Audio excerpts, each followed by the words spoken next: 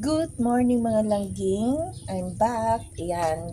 Gagawa ko ng century tuna sisig. Ayan.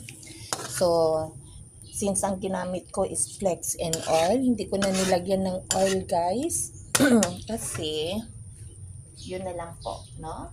So, simpleng luto lang po para sa agahan. Ayan. Minced garlic. Ayan. Ayan, kahoy. Mambagal ng ang bagal ng niya. Diba? So, minced garlic. Wash muna ako ng hands.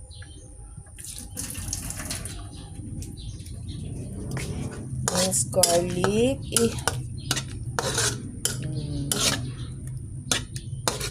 Depende na po sa inyo ha, kung ano yung gagawin niyo. Ito na lang po sa akin para mas madali po. Ay, may pa siya, buto. May buto pa siya, guys. So, minced garlic.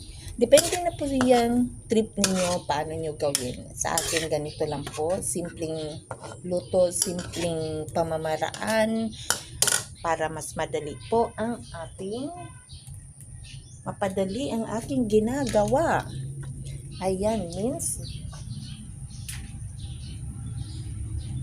minced onion. Ayan. Nasa dirty kitchen po ako ngayon. Ayan. Ang aming dirty kitchen. Very open. Ayan po.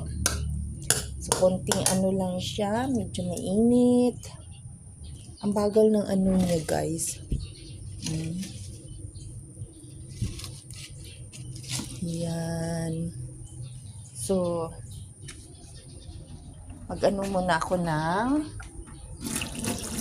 chili. Of course. Pipinuhin ko muna ito siya, guys. Ha? Okay?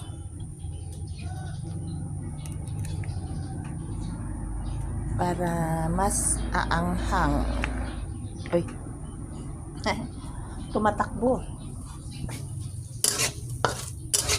Ayan. Ang bagal lang po ng aming kahoy.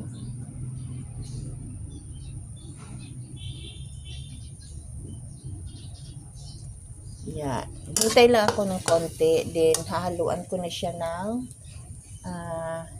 itong mayonnaise. Of course, hindi